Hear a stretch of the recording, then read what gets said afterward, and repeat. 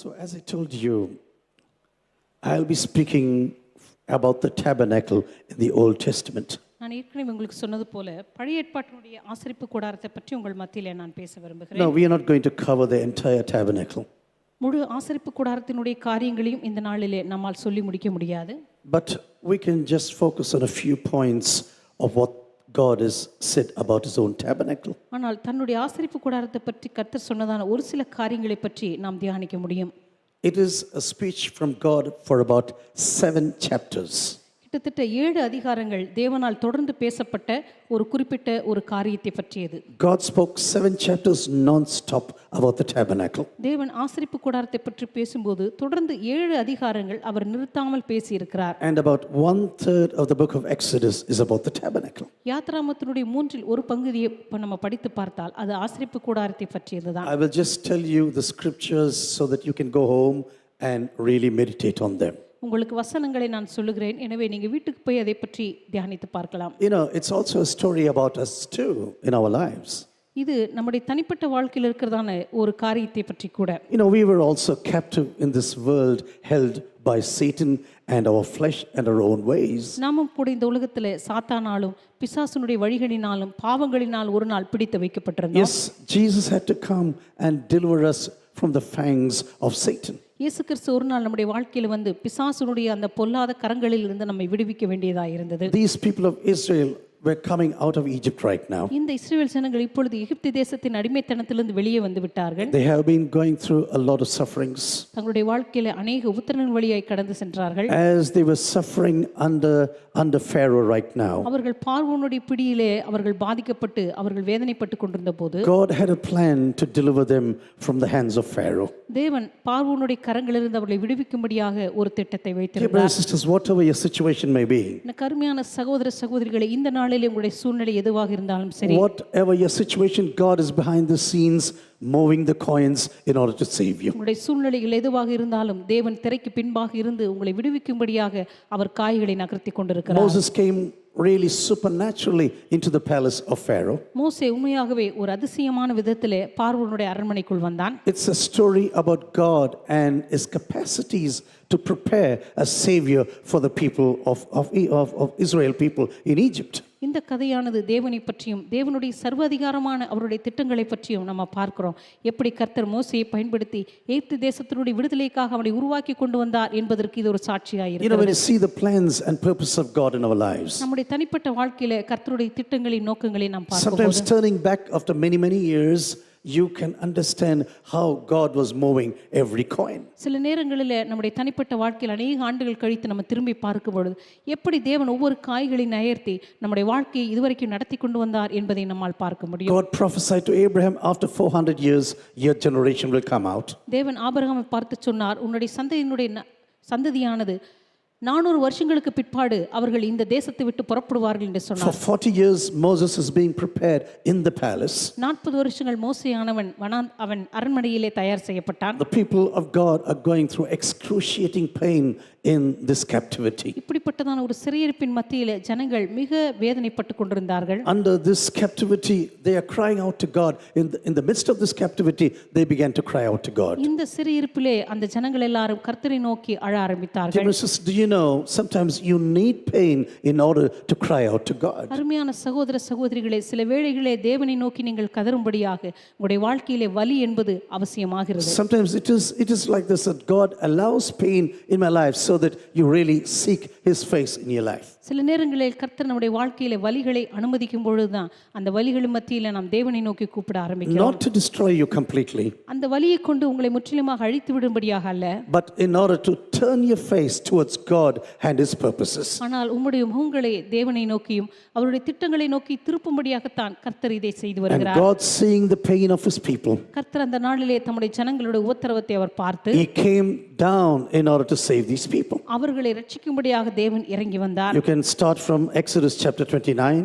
யாத்ராமத்தி புத்தகம் 29ஆம் அதிகாரத்தில் நீங்க பார்க்கும்போது, And you can start even from Exodus chapter 3. யாத்ராம் புத்தகம் 3ஆம் அதிகாரத்திலிருந்து கூட நீங்க வாசித்து பார்க்கலாம். God had a totally different purpose for Moses.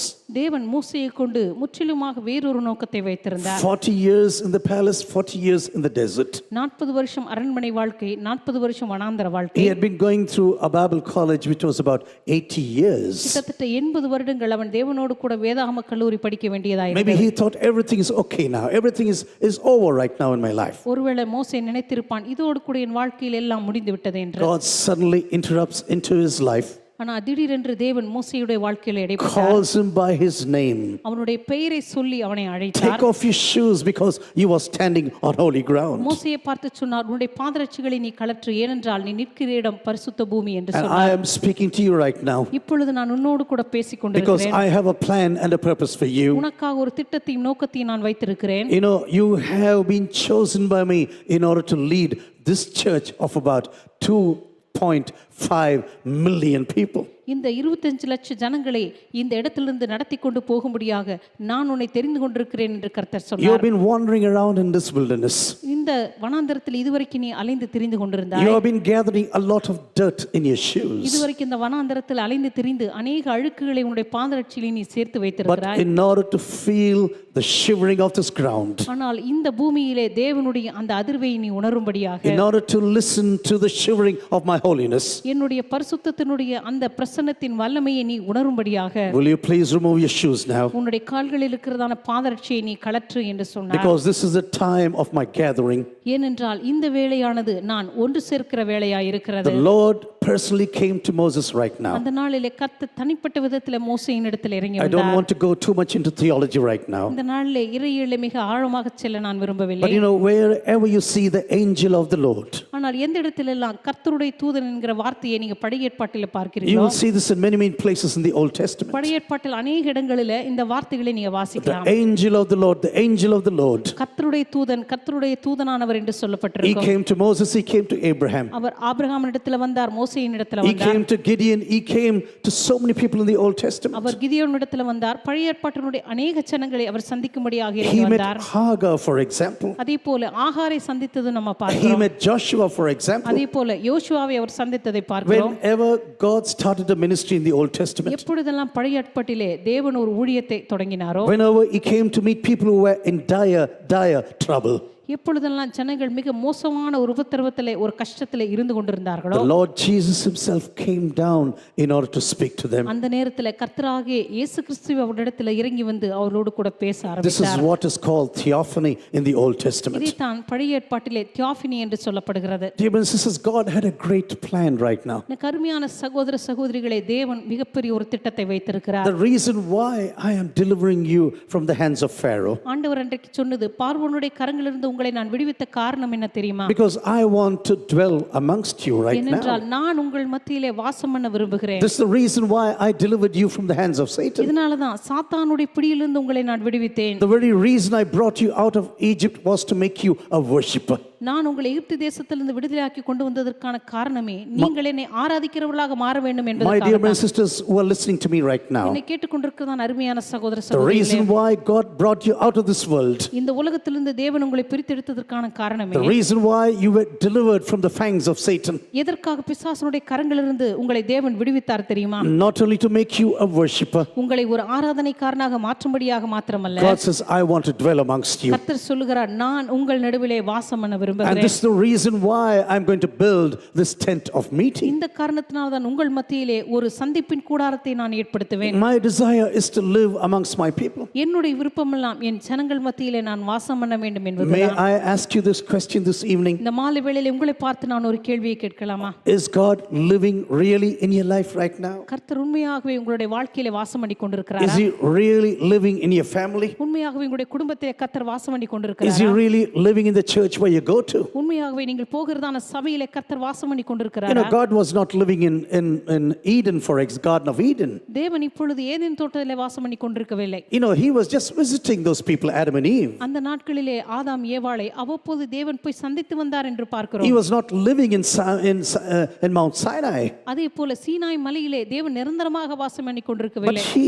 said, here I want a tent amongst you. ஆனா இந்த இடத்திலே கர்த்தர் சொல்லுகிறார், உங்கள் மத்தியிலே நான் வாசம் பண்ண எனக்கென்று ஒரு கூடாரத்தை I am ஏற்படுத்துவாயாக. going to divide all the three tribes around me.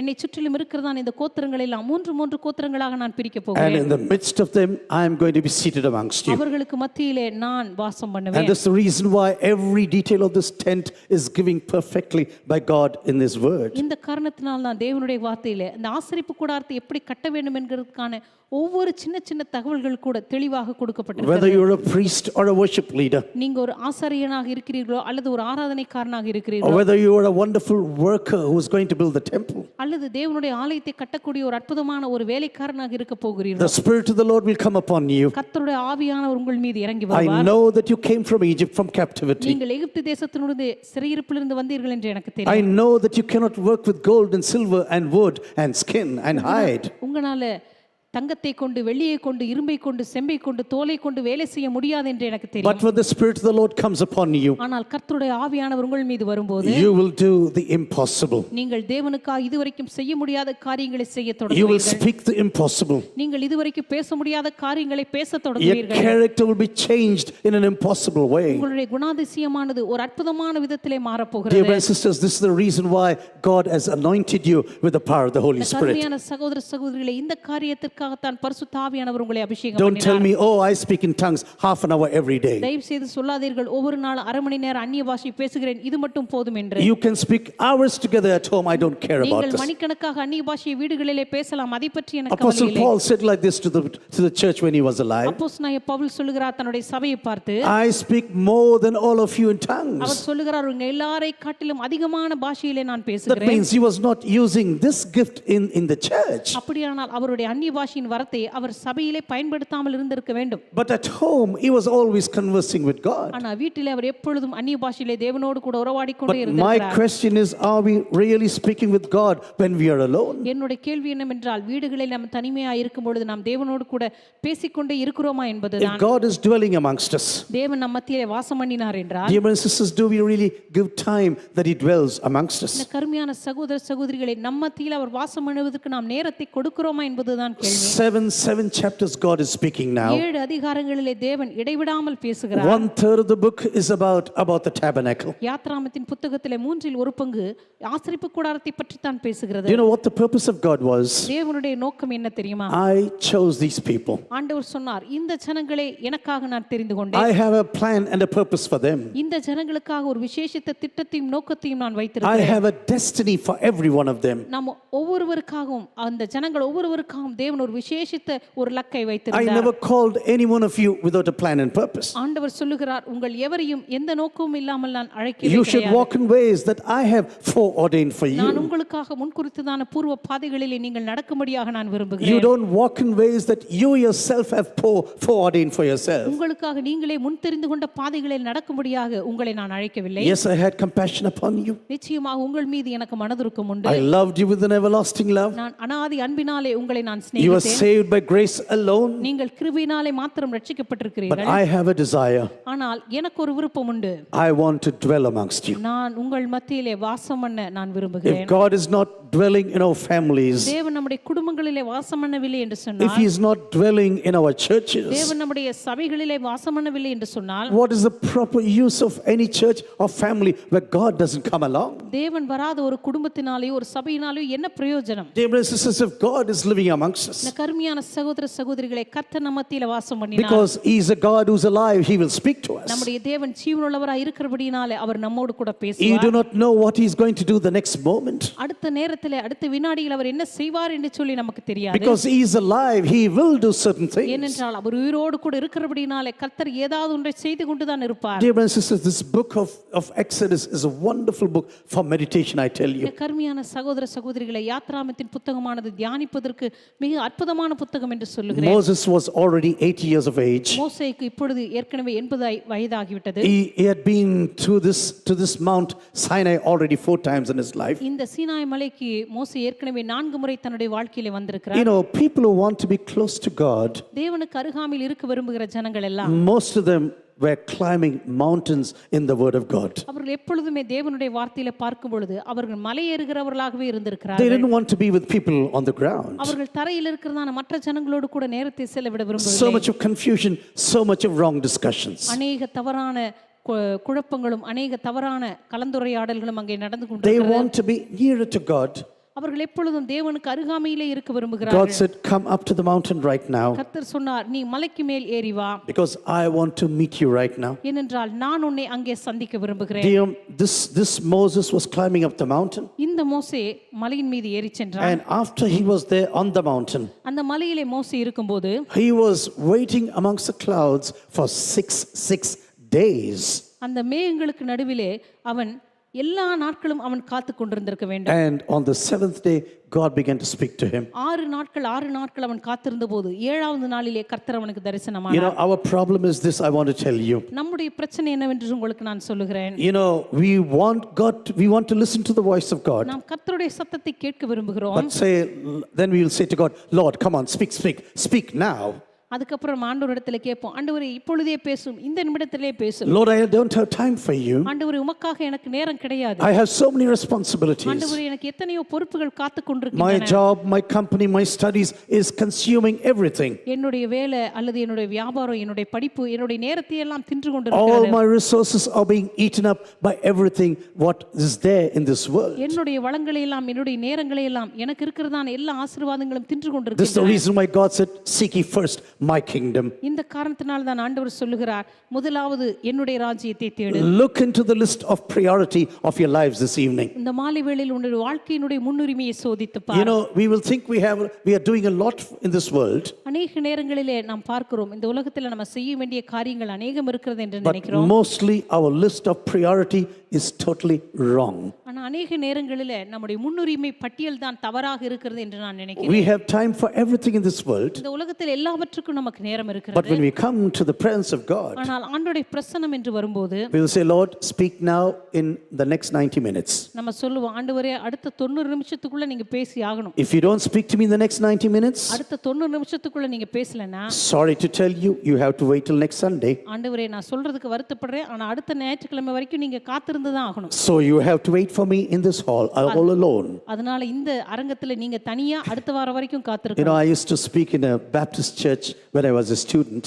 நான் மாணவனாக இருந்த பொழுது பாப்டிஸ்ட் சபையில சென்று பேசுவேன். They used to invite me very often for preaching. அவர் அடிக்கடியாக பிரசங்கத்துக்காக என்னை அழைப்பார்கள். But every time I was there in this Baptist ஆனால் church, ஒவ்வொரு முறையும் அந்த பாப்டிஸ்ட் சபைக்கு நான் பிரசங்கம் பண்ண போகும்போதெல்லாம், this was not in India, it's in Germany now. இது வந்து இந்திய தேசம் இல்ல, ஜெர்மனில சொல்றேன்.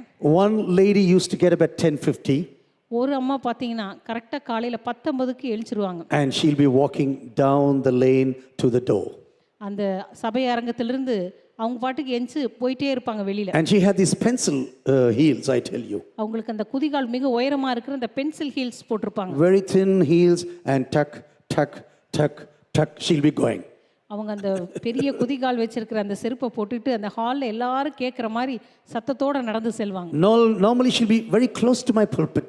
எப்பவும் பார்த்தா அந்த பிரசங்கம் பீடத்துக்கு மிக பக்கத்துல தான் உட்கார்ந்திருப்பாங்க. She'll be smiling at me. அதே போல என்ன பார்த்து சிரிச்சுக்கிட்டே But இருப்பாங்க. 10:50 she's going. ஆனா 10:50 ஆனா போதும் எந்திரிச்சு வெளியில போயிடுவாங்க.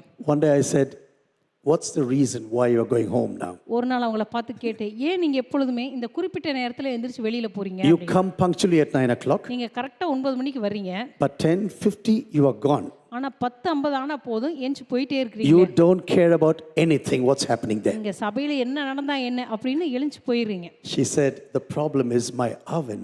அவங்க சொன்னாங்க, என் பிரச்சனையே பாஸ்டர் என்னோட அடுப்பு தான்.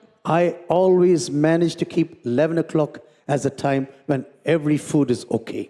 நான் வந்து சாப்பாடு நல்லா இருக்கணுங்கிறதுக்காக கரெக்டாக 11 மணிக்கு ரெடி ஆகிற மாதிரி செட் பண்ணி வச்சுருப்பேன். I program my oven like this. என்னுடைய அடுப்பை வந்து அந்த மாதிரி நேரத்தில் நான் செட் பண்ணி வச்சுருப்பேன். This was about 40 years ago. This was very normal in Germany. நான் சொல்கிறது 40 வருஷத்துக்கு முன்னாடி அப்போவே அப்படிப்பட்ட அடுப்பெல்லாம் ஜெர்மனியில் இருந்தது. So 11 o'clock my food is ready. 11 மணிக்கு பாருங்க என் சாப்பாடு ரெடி ஆயிரும். But I have to be at home at 11 o'clock. அதனால 11 மணிக்கு நான் வீட்டுக்கு போய் ஆகணும் I pastor. said, why don't you make it 11:30?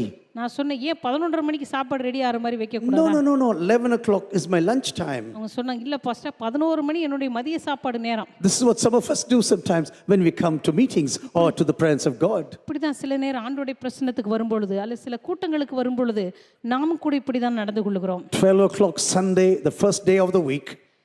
12 மணிக்கு ஞாயிற்றுக்கிழமை மாதத்தினுடைய முதல் நாள், First day of the week. வாரத்தினுடைய முதல் நாள்.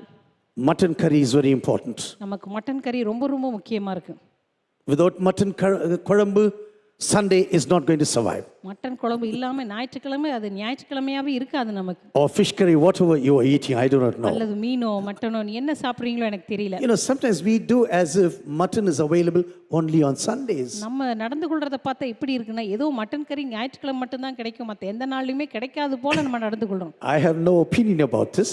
எனக்கு அதை பற்றி எதுவும் புதிய கருத்து கிடையாது. But you know why you don't get the revelations of God? ஆனால் உங்களுக்கு ஏன் தேவனுடைய வெளிப்பாடுகளை நீங்கள் பெற்றுக்கொள்வது இல்லை தெரியுமா? You don't take time to sit in His presence. ஆண்டோடைய பிரசன்னத்தில் அமர்வதற்கு நீங்கள் நேரம் எடுத்துக்கொள்வதில்லை. You know, if you're going to sit in the presence of God, நீங்கள் ஆண்டோடைய பிரசன்னத்தில் அமர்ந்திருக்கிற ஒரு நபராக இருந்தால், and you can be silent in the presence of God, ஆண்டோடைய பிரசன்னத்தில் அமைதியாக உங்களால் காத்திருக்க and முடிந்தால், you say, Lord, speak to me now. ஆண்டோடத்தில் வந்து ஆண்டவரே என்னோடு கூட பேசும் என்று கேட்டால், You know, sometimes we speak so much that Jesus cannot answer anything. சில நேரங்களில் ஆண்டோடத்தில் நம்ம பேசிக்கொண்டே இருப்போம், தேவனால் எதற்கும் பதில் சொல்ல முடியாத அளவுக்கு. Without any comma, without any full stop, without any semicolon. அதில் எந்த முற்றுப்புள்ளியோ இடைவெளியோ எதுவுமே இல்லாமல் நம்ம பேசிக்கிட்டே இருப்போம். And God has to scratch His head and say, when am I going to speak? ஆண்டவர் சில நேரத்தில் அவரே தலை சொரிந்து கொண்டு யோசிப்பார்னு நினைக்கிறேன், எப்பதான் எனக்கு பேச நேரம் கிடைக்குமோ என்று. And from 1 hour 55 minutes you speak, 1 மணி நேரம் 55 நிமிடம் நீயே பேசிக்கொண்டிருக்கிறாய். and then you say, I had a wonderful conversation with Jesus. அதுக்கப்புறம் நீ சொல்லுகிறாய், ஆண்டவரிடத்தில் எனக்கு அற்புதமான ஒரு உரையாடல் But இருந்தது. Jesus will say, I had only 5 minutes to tell you ஆனா something. இயேசு கிறிஸ்து சொல்லுவார், உன்னிடத்தில் பேசுவதற்கு எனக்கு 5 நிமிடம் மாத்திரம்தான் கிடைத்தது. Do you really take time to sit in the presence of God? உண்மையாகவே ஆண்டவருடைய பிரசன்னத்தில் அமர்வதற்கு நீங்கள் நேரத்தை Do எடுத்துக்கொள்கிறீர்களா? you know Jewish leaders always sat in the night to meditate on the word of God? உங்களுக்கு தெரியுமா, யூத தலைவர்கள் எப்பொழுதுமே சனிக்கிழமை இரவு அன்று உட்கார்ந்து அவர்கள் கர்த்தருடைய வார்த்தையை தியானிப்பார்கள். And one of my professors told like this, என்னுடைய பேராசிரியர் ஒருவர் இப்படி சொன்னார், Gideon, if you want to be a great preacher, Gideon, நீங்க ஒரு நல்ல பேராசிரியராக இருக்க விரும்பினால் you have to sit at the presence of God. நீங்கள் ஆண்டவருடைய பிரசன்னத்திலே அமர்வதற்கு கற்றுக்கொள்ள வேண்டும். And during the daytime, you will not have time. ஆனா பகல் நேரங்களில் உங்களுக்கு அதை செய்வதற்கு நேரம் இருக்காது. Just get rid of your sleep and sit down in the presence of God in the night. நீங்க தூக்கத்தை விட்டுவிட்டு இரவு நேரத்தில் ஆண்டவருடைய பிரசன்னத்தில் அமர்வதற்கு பழகுங்கள். I have never seen a great preacher who is so punctual about food and sleep. I've never seen this. ஒரு நல்ல பிரசங்கியார் எப்பொழுதுமே தன்னுடைய உணவை பற்றியும் தன்னுடைய தூக்கத்தை பற்றியும் ரொம்ப அதிகமாக கவலைப்பட்டதை நான் பார்த்ததே கிடையாது. You know, they are sitting in the presence of God. அவர்கள் எப்பொழுதுமே ஆண்டவருடைய பிரசன்னத்தில் அமர்ந்திருப்பார்கள். And they are just enjoying the word of God. அவர்கள் கர்த்தருடைய வார்த்தையை அவ்வளவு அதிகமாக ருசித்து படித்துக் Because கொண்டிருப்பார்கள். God is speaking to them. ஏனென்றால் கர்த்தர் அவர்களோடு கூட பேசிக் You know, கொண்டிருக்கிறார். sometimes when you enjoy certain things very much, சில நேரங்களில் சில குறிப்பிட்ட காரியங்களை நீங்க அதிகமாக சந்தோஷமாக அதை அனுபவிக்கும் போது you are not prepared to interrupt this meeting. அந்த சந்தோஷமான ஒரு கூட்டமோ அல்லது சந்திப்போ முடிவடையக்கூடாது என்று தானே நீங்கள் நினைக்கிறீர்கள். God says, I will show you this dwelling.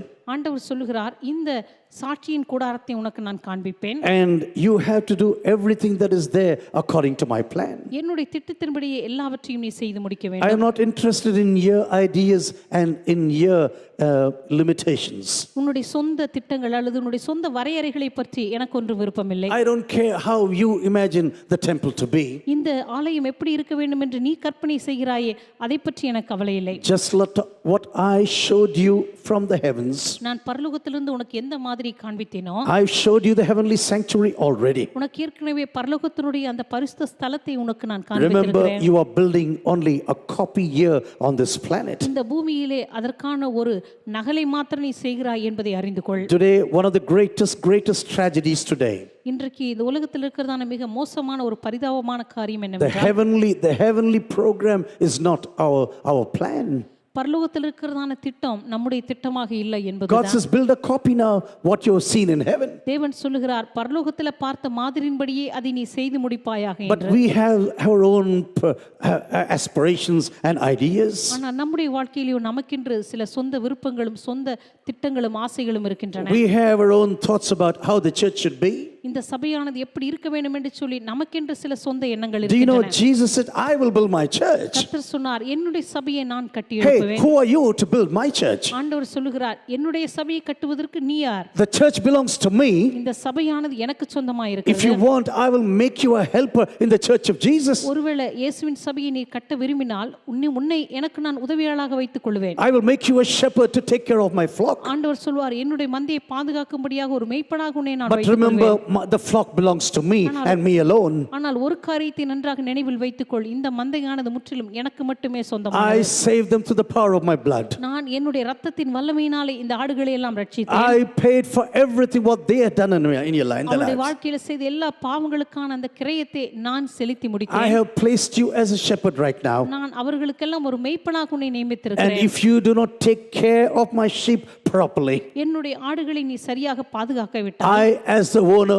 have the right to remove you. இந்த ஆடுகளுக்கு சொந்தக்காரராய் இருக்கிற நான் இந்த மேய்ப்பனின் வேலையிலிருந்து உன்னை நீக்குவதற்கு உரிமை உண்டு. Either I remove you or remove the sheep to another shepherd. ஒன்று மேய்ப்பனின் தொழிலை விட்டு உன்னை நீக்குவேன் அல்லது ஆடுகளை உன்னிடமிருந்து இன்னொரு மேய்ப்பனிடத்தில் Because அனுப்பி God வைப்பேன். says, I am building my church. என்றால் கர்த்தர் சொல்லுகிறார் என் சபையை நான் கட்டுவேன் என்று. This church belongs to me இந்த சபை எனக்கு சொந்தமானது and என்று I am சொல்லுகிறார். building my church. ஆண்டவர் சொல்லுகிறார் என் சபையை நான் I கட்டுவேன். do not want to see your ideas, your imaginations in my church. என்னுடைய சபையிலே உன்னுடைய சொந்த கற்பனைகளும் உன்னுடைய சொந்த திட்டங்களும் நிறைவேறுவதற்கு நான் விரும்பவில்லை. Do you know one of the greatest tragedies of the church today? உங்களுக்கு தெரியுமா இன்றைக்கு சபையில் இருக்கிற மிகப்பெரிய பரிதாபமான காரியமே Pastors must, like me, and leaders have become men pleasers. என்னை போன்ற போதகர்கள் எல்லாமே மனிதர்களை பிரியப்படுத்துகிறவர்களாகவே மாறிக்கொண்டிருக்கிறார்கள். What will they think? What will they think? அவர்கள் என்னை பற்றி என்ன நினைப்பார்கள்? அவர்கள் என்னை பற்றி என்ன யோசிப்பார்கள்? Have you ever imagined what God will think about your church? தேவன் உங்களுடைய சபையை பற்றி என்ன நினைப்பார் என்று என்றைக்காவது யோசித்திருக்கிறீர்களா? This is the real problem today. இன்றைக்கு சபையில் இருக்கிற உண்மையான பிரச்சனை In the இதுதான். 80s, I was invited to a conference, 1980களிலே நான் ஒரு கருத்தரங்குக்கு அழைக்கப்பட்ட போது and the theme of the conference, how to bring business into the church of Jesus. அந்த கருத்தரங்கனுடைய தலைப்பே வியாபாரங்களை எப்படி சபைக்குள் கொண்டு வரலாம் என்பதுதான். The church should also be a business entity.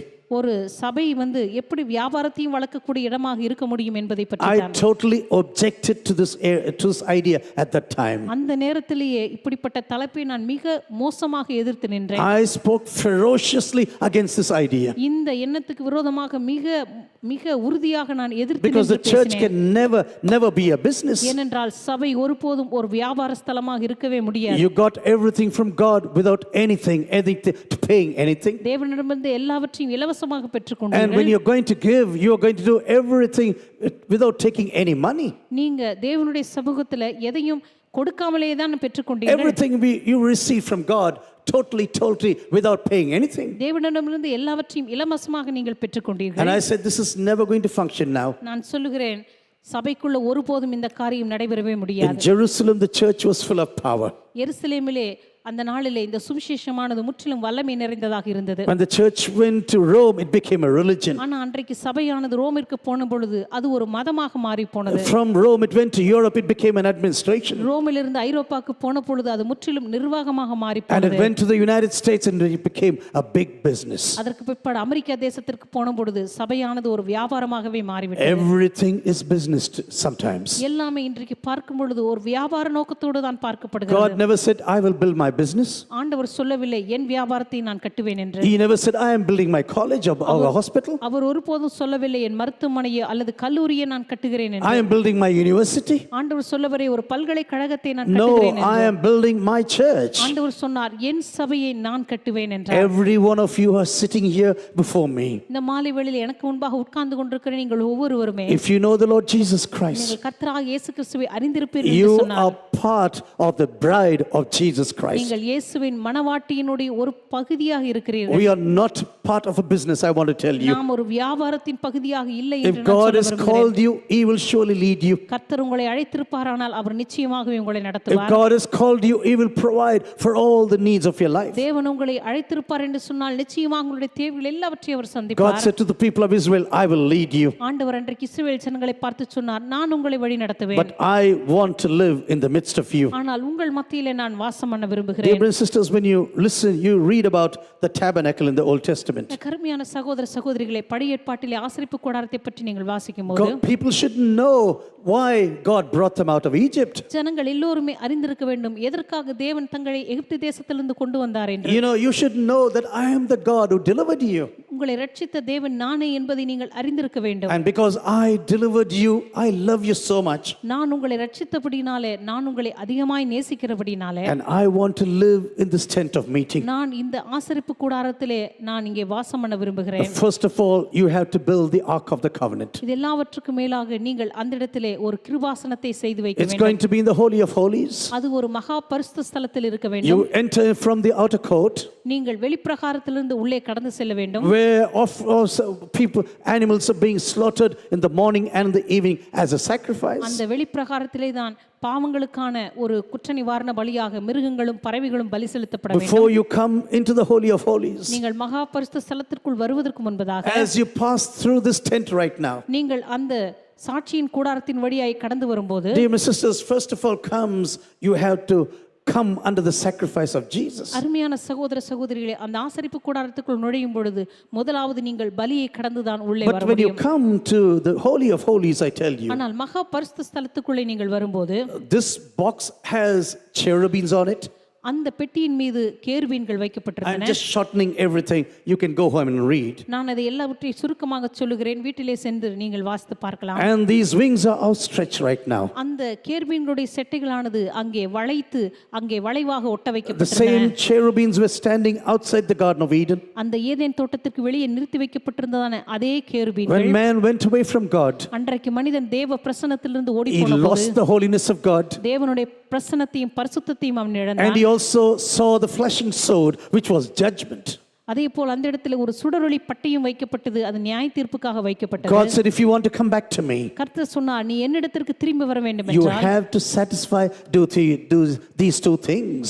இந்த இரண்டு காரியங்களை நீ திருப்தி செய்த பிற்பாடுதான் என்னுடைய சமூகத்திற்கு நீ You வர have to முடியும். satisfy my holiness, என்னுடைய பரிசுத்தத்தை நீ நிறைவேற்றியாக and you வேண்டும். have to satisfy my judgment. அடுத்தது என்னுடைய நியாய தீர்ப்பையும் நீ எதிர்கொண்டாக There வேண்டும். is only one person who satisfied both of these things completely. இந்த இரண்டு காரியங்களை முழுமையாக நிறைவேற்றி திருப்தி செய்த ஒரே ஒரு நபர் தான் உண்டு. It was our Lord Jesus அது நம்முடைய Christ. கர்த்தராகிய இயேசு கிறிஸ்து Can we all மாத்திரம்தான். raise our hands and say hallelujah? எல்லாரும் நம்முடைய கரங்களை உயர்த்தி ஹல்லேலூயா Without என்று தேவனை the deeds of துதிப்போமா. Jesus, this would have never happened. தேவனுடைய அந்த இரத்தம் இல்லாமல் இந்த காரியங்கள் நடந்திருக்கவே முடியாது. He said, I will give you the holiness. I am going to cover you with my righteousness. இயேசு கிறிஸ்து சொல்லுகிறார் என்னுடைய பரிசுத்தத்தை நான் உங்களுக்கு கொடுக்கிறேன், என்னுடைய நீதியினாலே உங்களை நான் மூடுகிறேன். Because you cannot satisfy my judgment. என்றால் என்னுடைய நியாய தீர்ப்பை உங்களால் திருப்தி செய்யவே The முடியாது. judgment is going to be poured upon me. தேவனுடைய நியாய தீர்ப்பானது என் மீது ஊற்றப்படும். I am going to take everything what you have to take. உங்களுடைய வாழ்க்கையில நீங்கள் எதிர்கொள்ள வேண்டிய எல்லா தண்டனைகளையும் என் மீது நான் The எடுத்துக்கொள்கிறேன். death you have to die, I am going to die. நீங்கள் மரிக்க வேண்டிய அந்த மரணத்தை நான் எடுத்துக்கொள்கிறேன். The life you have to lead, I will lead for you. நீங்கள் வாழ வேண்டிய அந்த பரிசுத்த வாழ்வை உங்களுக்காக நான் வாழ்கிறேன். Because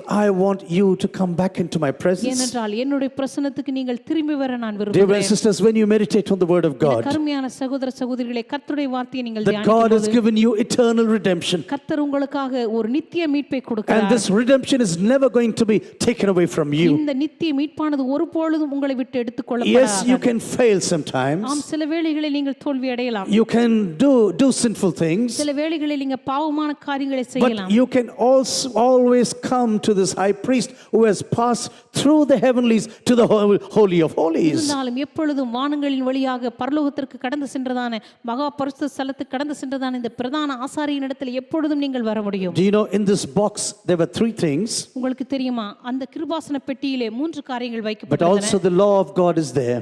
கர்த்தருடைய நியாயப்பிரமாணம் அங்கே வைக்கப்பட்டிருந்தது. When the high priest was entering into this place once a year, மகா பிரதான ஆசாரியன் வருஷத்துக்கு ஒரு முறை அந்த இடத்திற்கு செல்லும்போது he knows that he has never satisfied the laws of God. அந்த பிரதான ஆசாரியனுக்கு நன்றாக தெரியும், தேவனுடைய நியாயப்பிரமாணத்தை நான் முழுமையாக கடைபிடிக்கவில்லை The என்று. people who are standing outside, they have never fulfilled the laws of God. வெளியே நின்றிருக்கிற ஜனங்களுக்கும் நன்றாக தெரியும், தேவனுடைய வார்த்தையின் பிரமாணங்களை நான் முழுமையாக நிறைவேற்றவில்லை. They are listening what's happening to this man. அவர்கள் கேட்டுக்கொண்டிருப்பார்கள், அந்த பிரதான ஆசாரியனுக்கு, மகா பிரதான ஆசாரியனுக்கு என்ன நடக்கிறது Is என்று. God really punishing him right now? உண்மையாகவே அந்த பிரதான ஆசாரியனை கர்த்தர் தண்டிக்கிறாரா? We have to pull him out with a chain that we have fastened to his feet right now. அப்படி ஒருவேளை அந்த பிரதான ஆசாரியன் மரித்து போனான் என்று சொன்னால் அவன் கால்களை கட்டி இருக்கிற சங்கிலியின் மூலமாக அந்த சடலத்தை வெளியே இழுக்க வேண்டும். There was no stool or chair in the holy of holies. அதே போல மகா பரிசுத்த ஸ்தலத்திலே அமருவதற்கு ஒரு நாற்காலியோ அல்லது எந்த ஒரு பெஞ்சோ போடப்படவில்லை. Because this high priest was so fearful. ஏனென்றால் அந்த பிரதான ஆசாரியர் மிகவும் பயப்படுவார். I am going to the holy of holies right now. நான் மகா பரிசுத்த ஸ்தலத்துக்குள்ள நுழைகிறேன். Because of any mistake that I could have done. ஒருவேளை நான் செய்த ஏதோ ஒரு பாவத்து நிமித்தமாக, Because of the mistakes of the people around me. ஒருவேளை என்னை சுற்றி இருக்கிற ஏதோ ஜனங்களுடைய பாவத்து A நிமித்தமாக disaster is going to come upon me right now. ஒருவேளை திடீரென்று என் மீது ஒரு அழிவு வரலாம். Normally he sprinkles the blood of the animals now on the mercy seat. சாதாரணமாக அந்த கிருபாசன மூடியின் மீது அந்த பலியிடப்பட்ட மிருகத்தின் இரத்தத்தை அந்த பிரதான ஆசாரியன் தெளிப்பார். Because God says, I will meet you there. ஏனென்றால் கர்த்தர் சொன்னார், அந்த இடத்திலே நான் உன்னை This is the சந்திப்பேன். place of my meeting with you. இந்த இடத்திலே தான் நான் உன்னை சந்திக்கிற இடமாக இருக்கும். This man used to sprinkle the blood, இந்த மனுஷன் மிருகத்தினுடைய இரத்தத்தை அந்த மூடியின் மீது தெளிப்பார். knowing that the laws of God are under the lid of this box. அவருக்கு நன்றாக தெரிந்திருக்கும் அந்த மூடிக்கு கீழே தேவனுடைய நியாயப்பிரமாணமானது Do you know வைக்கப்பட்டிருக்கிறது. why you and I are sitting here this evening? ஏன் நீங்களும் நானும் இந்த மாலை வேளையில் இங்கே அமர்ந்து கொண்டிருக்கிறோம் தெரியுமா? Not because we are perfectly holy, நாம் முற்றிலுமாக பரிபூர்ணமாக பரிசுத்தமுள்ளவர்களாக but இருக்கிறபடினால அல்ல, because of the holiness of Jesus. இயேசு கிறிஸ்துவினுடைய பரிசுத்தத்தின் மூலமாக தான் This இங்கே அமர்ந்து கொண்டிருக்கிறோம். holiness of Jesus is protecting us. இந்த இயேசு கிறிஸ்துவினுடைய பரிசுத்தமானது நம்மை God பாதுகாத்து says, I am கொண்டிருக்கிறது. sprinkling my blood upon you. கர்த்தர் சொல்லுகிறார், என்னுடைய இரத்தத்தை உங்கள் மீது நான் Not தெளித்திருக்கிறேன். because of your good deeds you are existing right now in my உங்களுடைய presence. நற்கிரியைகளினாலே என்னுடைய பிரசன்னத்திலே நீங்கள் வாழ்ந்து Not கொண்டிருக்கவில்லை. because of new beginnings what you have done in your life. அல்லது உங்களுடைய வாழ்க்கையில் நீங்க செய்த புதிய காரியங்கள் நிமித்தமாக அல்ல, It's not because of your decisions. அல்லது நீங்க எடுத்த தீர்மானங்களினால் அல்ல. Because I gathered all the anger of God upon myself. நான் தேவனுடைய எல்லா கோபாக்கினையும் என் மீது ஈர்த்து கொண்டபடியினால் தான் நீங்கள் சுகமாய் இருக்கிறீர்கள். Just like a lightning detector, God takes everything when a lightning comes down. எப்படி ஒரு இடி தாங்கி இடி விழுங்கும் பொழுது அந்த இடியை தன் மீது ஈர்த்து கொள்ளுகிறதோ, Jesus says, I am standing there for you. அதே போலவே இயேசு கிறிஸ்து சொல்லுகிறார், உங்களுக்காக நான் அங்கே நின்று I கொண்டிருக்கிறேன். will take everything upon me என் மீது அந்த எல்லா தண்டனைகளையும் நான் so ஏற்றுக்கொள்கிறேன். that you can come to my presence. எனவே என்னுடைய சமூகத்திற்கு நீங்கள் வரும்படியாக. But you know one thing, the only person who passed through the heavens, ஆனால் வானங்களின் வழியாய் கடந்து சென்ற ஒரு மகா பிரதான ஆசாரியர் நமக்குண்டு. who reached the holy of holies right now, அவர் மகா பரிசுத்த ஸ்தலத்திற்கு கடந்து who சென்றார். is sitting at the right hand side of the Father, அவர் பிதாவினுடைய வலது பார்சத்தில் அமர்ந்து கொண்டிருக்கிறார். only Jesus. இயேசு கிறிஸ்து மாத்திரமே. Only Jesus. இயேசு கிறிஸ்து மாத்திரமே அங்கே He அமர்ந்து said, my கொண்டிருக்கிறார். work is finished. My work of redemption is finished right now. அவர் சொல்லுகிறார், என்னுடைய மீட்பின் பணியானது முடிந்து விட்டது. I am going to sit at the right hand side of the Father. நான் இப்பொழுது என் பிதாவினுடைய வலது பார்சத்திலே அமர்கிறேன். And I am praying and really praying for these people down there. நான் இங்கே இருக்கிற ஜனங்களுக்காக ஜெபித்துக் கொண்டிருக்கிறேன். Those who believe on my name.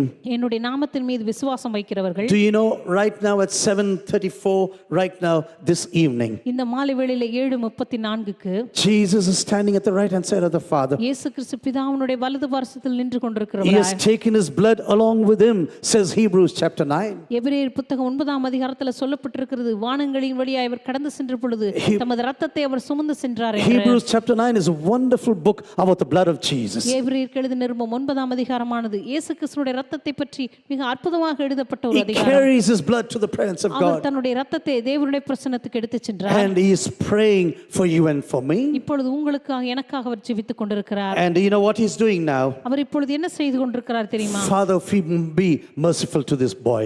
பிதாவே, நீர் இந்த மகன் மீது இரக்கமாய் இருப்பீராக. Yes, I know what he has done. எனக்கு தெரியும் அவன் செய்த எல்லா பாவங்களும். But Lord, I know what about his life. ஆனாலும் ஆண்டவரே, அவனுடைய வாழ்வை பற்றி நான் அறிந்திருக்கிறேன். Don't kill this Gideon right now, ஆண்டவரே, இந்த கிதியோனை நீர் கொல்லாமல் because இருப்பீராக. I have shed my blood for him. ஏனென்றால் என்னுடைய இரத்தத்தை இந்த மனுஷனுக்காக நான் Lord, சிந்தியிருக்கிறேன். I am standing before you and I am interceding for you. ஆண்டவரே, பிதாவே, உமக்கு முன்பாக நின்று கொண்டு இந்த மனுஷனுக்காக நான் பரிந்து பேசிக் Lord, I கொண்டிருக்கிறேன். am praying for him night and day in your presence. ஆண்டவரே, உம்முடைய பிரசன்னத்திலே இரவும் பகலும் அவனுக்காக பரிந்து பேசிக் கொண்டிருக்கிறேன். Jesus, who entered the Holy of Holies. இயேசு கிறிஸ்து மகா பரிசுத்த ஸ்தலத்தில் அவர் In the நுழைந்திருக்கிறார். tabernacle, it was only 15 feet by 15 feet. ஆசரிப்பு கூடாரத்தை பார்க்கும் பொழுது மகா பரிசுத்த ஸ்தலமானது 15க்கு 15 அந்த அளவுல தான் இருக்கும். But when Jesus entered into the Holy of Holies in the heavens right now, ஆனால் பரலோகத்திலே இயேசு கிறிஸ்து அந்த மகா பரிசுத்த ஸ்தலத்துக்கு செல்லும்போது he passed through the heavens. அவர் வானங்களின் வழியாய் கடந்து He சென்றார். was tested in every way. அவர் எல்லா விதங்களிலும் சோதிக்கப்பட்டு You know, பாடுபட்டார். some people come and pray like this to Jesus. ஒரு சிலர் ஆண்டவருடைய சமூகத்துல வந்து இப்படி ஜெபிப்பார்கள். Lord, you do not know my testing. ஆண்டவரே, நான் சோதிக்கப்பட்ட இடமெல்லாம் உமக்கு தெரியுமா? They'll be teaching Jesus. அவங்க இயேசுவுக்கு சொல்லி கொடுத்து You கொண்டிருப்பார்கள். don't need my troubles. You don't know my troubles. ஆண்டவரே, நான் பட்ட பாடுகள் எல்லாம் உமக்கு தெரியாது. நான் அனுபவிக்கிறதா உங்களுக்கு என்ன தெரியும்? You know, they'll be speaking to Jesus now. அவங்க ஆண்டவரிடத்துல போய் இப்படி சொல்லி கொண்டிருப்பார்கள். But you know, Jesus says, I was tested in every way. ஆனா ஆண்டவர் சொல்லுவார், நான் எல்லா விதத்திலும் சோதிக்கப்பட்டு I பாடுபட்டேன். know every test you are going through. நீ இப்பொழுது உன் வாழ்க்கையில கடந்து செல்லுகிற எல்லா சோதனைகளையும் நான் அறிந்திருக்கிறேன். And in spite of all the testings, எல்லா விதமான சோதனைகளுக்கு there மத்தியிலும் was one person who did not sin. ஒரு மனிதன் பாவம் செய்யாமலே இருந்தார். Every other person was tempted and sometimes they fell back. இந்த உலகத்திலே அநேகர் பாவத்தினால சோதிக்கப்பட்டார்கள், சில வேளைகளில் அவர்கள் விழுந்தும் போனார்கள். But the Bible says in Hebrews chapter 4, ஆனால் எபிரேயர் புத்தகம் 4ஆம் அதிகாரத்தில் வேதம் சொல்லுகிறது, we have not a high priest who's unable to sympathize with our weaknesses, நமக்காக பரிதபிக்க கூடாத ஒரு பிரதான ஆசாரியர் நமக்கிராமல், but one who was tempted in every way எல்லா விதங்களிலும் சோதிக்கப்பட்டு பாடுபட்ட, and yet without sin. இருந்தாலும் எல்லா விதத்திலும் சோதிக்கப்பட்டு பாடுபட்டும் பாவம் இல்லாத இருக்கிற பிரதான And ஆசாரியர் because நமக்கு this இருக்கிறார். Jesus is standing before the Father, இந்த பிரதான ஆசிரியராக இயேசு கிறிஸ்து பிதாவின் முன்பு நின்று because கொண்டிருக்கிறபடினாலே, he is our lawyer right now, அவரே நமக்காக பரிந்து பேசுகிற ஒரு வழக்கறிஞராய் standing இருக்கிறபடினாலே, in the presence of the Lord. ஆண்டவருடைய பிரசன்னத்திலே நின்று He கொண்டு is arguing for you and for me this our evening. உங்களுக்காக எனக்காக இந்த மாலை வேளையிலே அவர் போராடி கொண்டிருக்கிறார். Father, do not kill this fellow now. அவர் சொல்லுகிறார், பிதாவே, இந்த மனுஷனை நீர் அழிக்காதிரும். I shed my blood because of this என்னுடைய man. இரத்தத்தை இந்த மனுஷனுக்காக நான் சிந்தி இருக்கிறேன். Let him draw nearer to you. அந்த மனுஷனை உம்மண்டை நீர் இழுத்துக் Let கொள்வீராக. him come nearer to the throne of grace, இந்த கிருபையின் சிங்காசனத்தண்டை நீர் இழுத்துக் கொள்வீராக. so that he finds mercy and grace to help in the time of need. அதனால் அவருடைய வாழ்க்கையிலே அவர் தேவைப்படுகிற நேரங்களிலே கிருபையும் இரக்கத்தையும் உம்மண்டை அவர் பெற்றுக்கொள்ளும்படியாக. Wonderful scriptures, I tell you. அற்புதமான வசனங்கள். You go to Hebrews chapter 4, எபிரேயர் புத்தகம் 4ஆம் அதிகாரத்தை Hebrews வாசித்து chapter பாருங்கள். 7, Hebrews chapter 9. எபிரேயருக்கு எழுதின நிருபம் 7:9 வாசித்து You just பாருங்கள். go through the book of Hebrews. It's not a very long book. எபிரேயர் புத்தகத்தை நீங்க முழுவதும் வாசித்து பாருங்க. அது ஒரு நீளமான புத்தகம் ஒன்றுமில்லை. It is one of the best, it is the most best book for me in the entire New Testament. என்னை பொறுத்தவரைக்கும் புதிய ஏற்பாட்டிலே எனக்கு மிகவும் சிறப்பான மிக பிடித்த புத்தகம் என்று சொல்லுவேன். And as you enter into the Holy of Holies, நீங்க மகா பரிசுத்த ஸ்தலத்துக்குள்ள நுழையும் போது there is a bread with a lot of utensils and also bread right now. The table with bread. அங்கே பரிசுத்த ஸ்தலத்திலே ஒரு மேஜை இருக்கிறது. அங்கே சாப்பிடுவதற்கான நிறைய காரியங்களும் சமூக தப்பங்களும் வைக்கப்பட்டிருக்கின்றன. When you come to the presence of God, நீங்க ஆண்டவருடைய பிரசன்னத்துக்கு வரும்போது, It is first of all communion with God. முதலாவது தேவனோடு கூட இருக்கிறதான உறவு அங்கே முக்கியமாய் இருக்கிறது. It's real fellowship. அங்க தேவனோடு கூட இருக்கிறதான உண்மையான ஒரு ஐக்கியம். This is the meaning of coming closer to God. இது தேவனோடு கூட இருக்கிற உறவிலே நெருங்கி வருவதற்கான ஒரு In அடையாளம். the book of Revelations, God is telling to a church like this. வெளிப்படுத்தின விசேஷத்துல கர்த்தர் ஒரு சபைக்கு சொல்லுகிறார், Hey, you deaf fellows, I am standing at the door and knocking now. ஓ செவிட்டுத்தனம் உள்ளவர்களே, நான் வெளியே நின்று கொண்டு கதவை தட்டி கொண்டிருக்கிறேன். Hey, you blind people, I am knocking at the door. குருட்டாட்டம் உள்ளவர்களே, நான் வெளியே நின்று வாசற்கதவை தட்டி கொண்டிருக்கிறேன். But if anyone opens the door, ஆனால் ஒருவன் என் சத்தத்தை கேட்டு கதவை when he திறந்தால், lets me inside this house, அவன் எனக்காக கதவை திறந்தால் நான் உட்பிரவேசித்து the first thing I do is dine with him. நான் செய்கிற காரியமானது அவனோடு கூட நான் போஜனம் பண்ணுவேன். I want to have fellowship with you. நான் உம்மோடு கூட ஒரு ஐக்கியம் கொள்ள Do விரும்புகிறேன். you know why God came into your personal life? ஆண்டவர் ஏன் உங்களுடைய தனிப்பட்ட வாழ்க்கையில அவர் கடந்து வந்தார் தெரியுமா? Because he wants fellowship. ஏனென்றால் அவர் உங்களோடு கூட ஐக்கியம் கொள்ள விரும்பினார். On the way of this fellowship, he's changing you. இந்த ஐக்கியத்தின் பாதையிலே தேவன் உங்களை மாற்றுகிறார். This bride he takes by the hand. இந்த மணவாட்டி அவர் தமது கரங்களிலே பிடித்துக்கொண்டு All the mistakes of this bride are being changed with the walk of God. இந்த மணவாட்டியின் மீது இருக்கிறதான எல்லா விதமான கரை திரைகளையும் இந்த மணவாளனோடு நடக்கிற அந்த பாதைகளிலேயே அவர் சரி I செய்கிறார். will present you as a perfect bride in the future. அவர் சொல்லுகிறார், எதிர்காலத்தில் கரை திரையற்ற ஒரு சுத்தமான ஒரு மணவாட்டியாக உன்னை நான் உருவாக்குவேன். And this is the reason why I need a fellowship right now. இந்த காரணத்துக்காகத்தான் உன்னோடு கூட ஒரு ஐக்கியம் கொள்ள நான் விரும்புகிறேன். I'm taking you by my hand. நான் உன்னை கரங்களை பிடித்து அழைத்து சென்று I'm taking you to the marriage feast of the Lamb. அந்த ஆட்டுக்குட்டியானுடைய கல்யாண விருந்துக்கு உன்னை அழைத்து Do செல்கிறேன். you know God always wants to be amongst us? உங்களுக்கு தெரியுமா, இந்த பரிசுத்த தேவன் எப்பொழுதும் நம் மத்தியிலே வாசம் பண்ண This விரும்புகிறார். was the reason why he built the tabernacle. இந்த காரணத்திற்காகத்தான் தேவன் ஆசரிப்பு கூடாரத்தை செய்தார். And the book of John, the Gospel of John chapter 1 says like this. யோவான் புத்தகம் 1ஆம் அதிகாரத்தில் இப்படி சொல்லப்பட்டிருக்கிறது, Jesus tabernacled amongst us. இயேசு கிறிஸ்து நம் மத்தியிலே கூடாரமிட்டார் என்று This is what the சொல்லப்பட்டிருக்கிறது. Greek language says. இதுதான் கிரேக்க பாஷையில I சொல்லப்பட்டிருக்கிறது. think in the Tamil Bible it says he dwelt amongst us. அவர் கிருபையினாலும் சத்தியத்தினாலும் நிறைந்தவராய் நம் மத்தியிலே வாசம் பண்ணினார் என்று No, சொல்லப்பட்டிருக்கிறது. he tabernacled amongst இல்லை, us. நம் மத்தியிலே அவர் கூடாரமிட்டார் என்றுதான் The அசல் பாஷையில tabernacle சொல்லப்பட்டிருக்கிறது. of God came into the church of Jesus.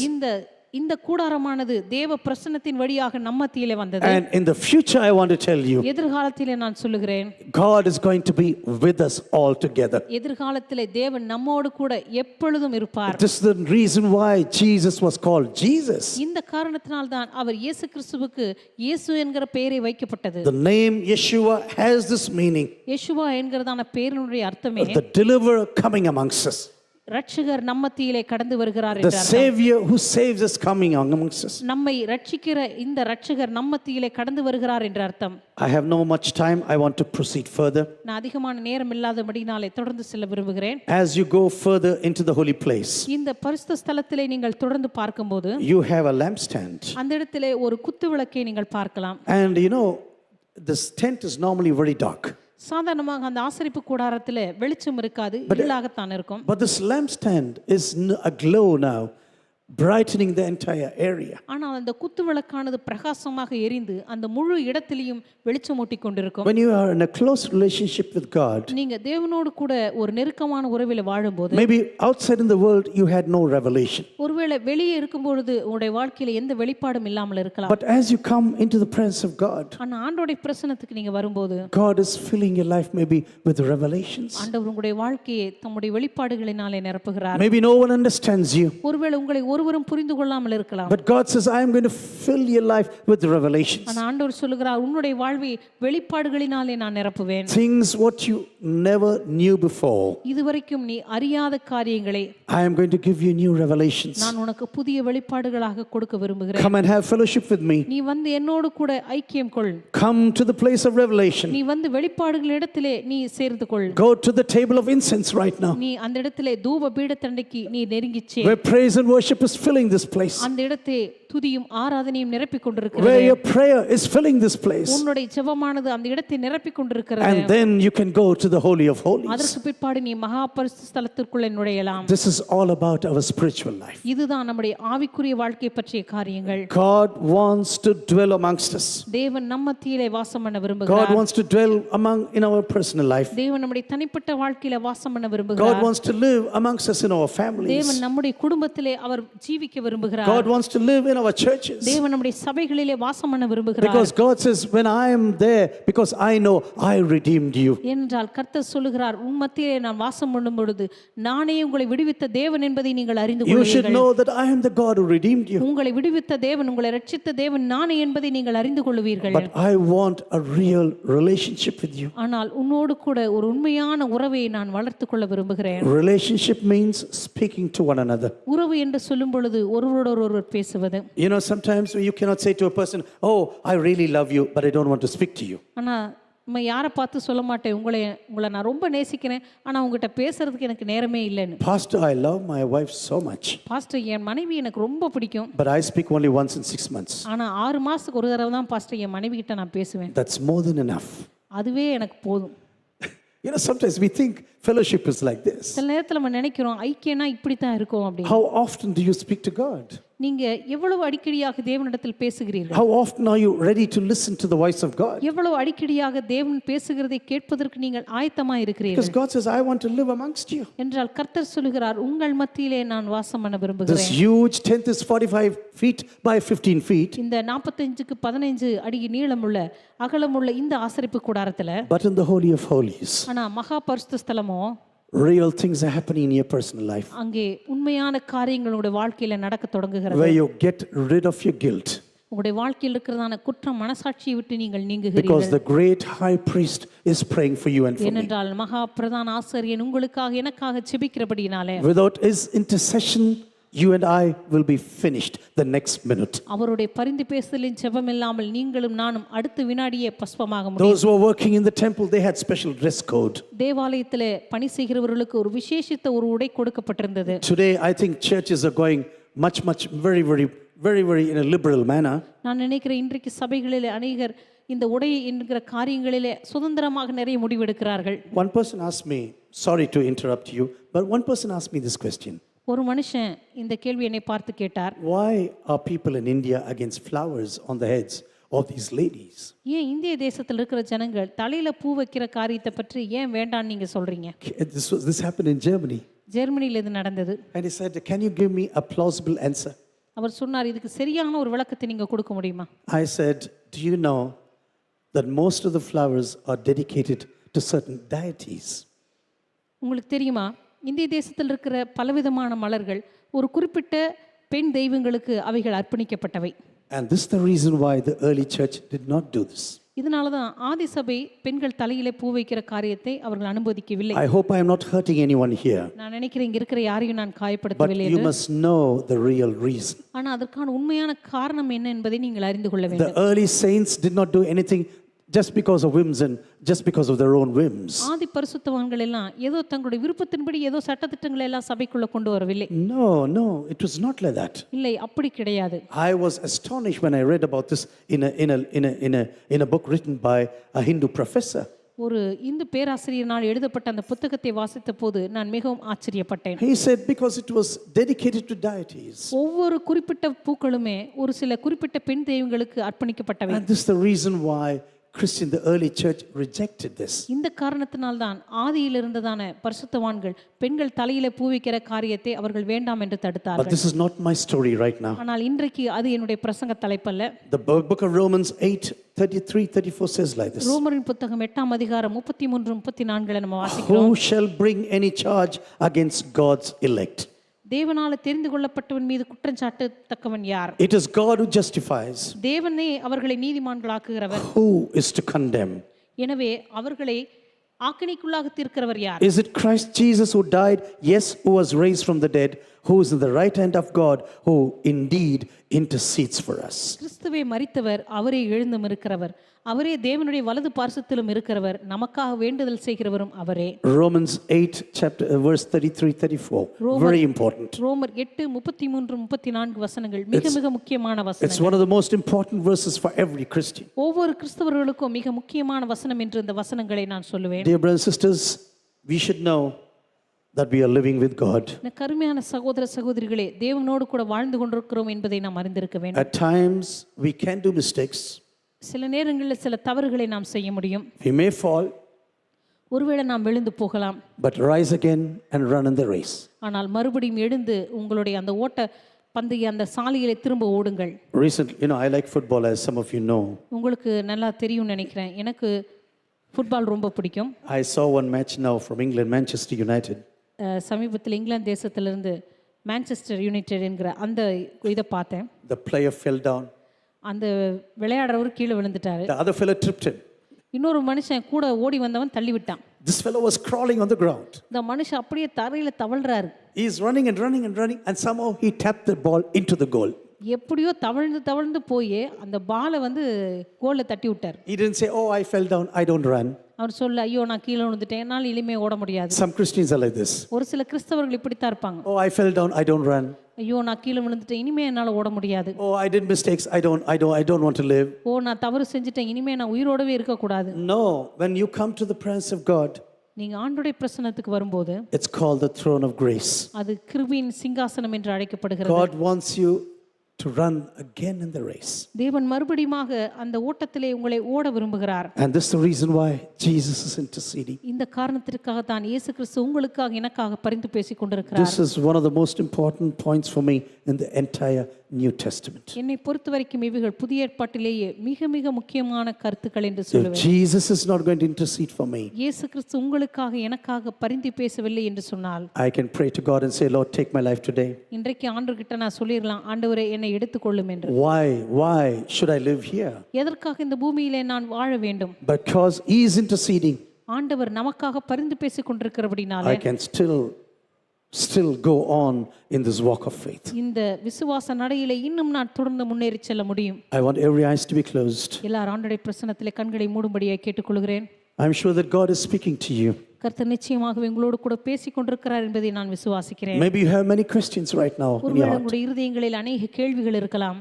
Maybe you have come into the holy place. ஒருவேளை ஆண்டவருடைய பரிசுத்த ஸ்தலத்துக்கு நேராக நீங்கள் வந்திருப்பீர்கள். You have accepted the sacrifice of Jesus. ஒருவேளை தேவனுடைய அந்த பலியை நீங்கள் ஏற்றுக்கொண்டிருந்திருப்பீர்கள். Maybe you have accepted the cleansing of the water of the word in your life. ஒருவேளை தேவனுடைய அந்த பரிசுத்தப்படுத்துகிற வார்த்தையை உங்களுடைய வாழ்க்கையிலே நீங்கள் எடுத்துக்கொண்டிருந்திருப்பீர்கள். But I want to tell you, proceed further.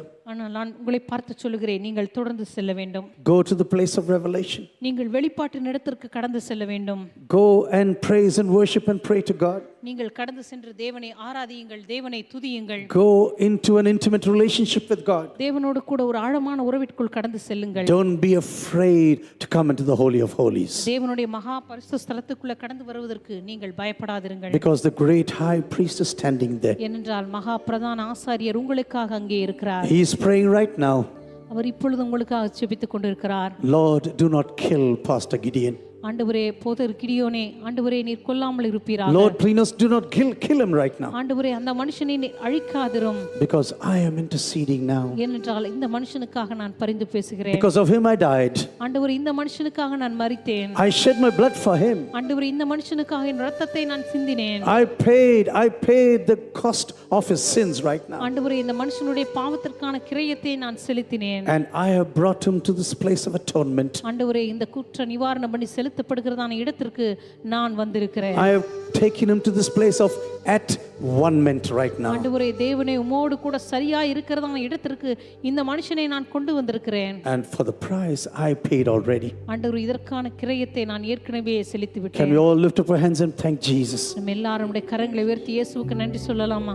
Thank you, Jesus. இயேசுவே உமக்கு நன்றி என்று சொல்லுவோம். Thank you, Jesus. இயேசுவே உமக்கு நன்றி என்று சொல்லுவோம். For everything what you have done in my life. ஆண்டவரே என்னுடைய வாழ்க்கையில் நீ செய்த எல்லாவற்றுக்காக உமக்கு நன்றி. Lord, you have been so faithful for me. ஆண்டவரே என்னுடைய வாழ்க்கையில் நீ எவ்வளவு உண்மையுள்ள தேவனாக இருந்து வந்திருக்கிறீர். Lord, you have been so faithful to me.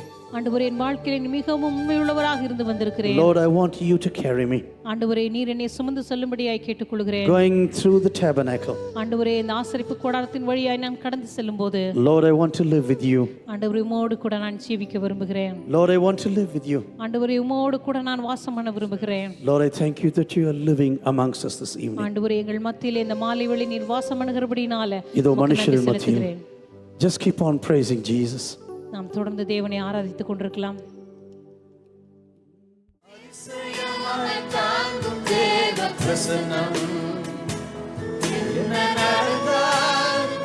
எழுப்பொழுவோம்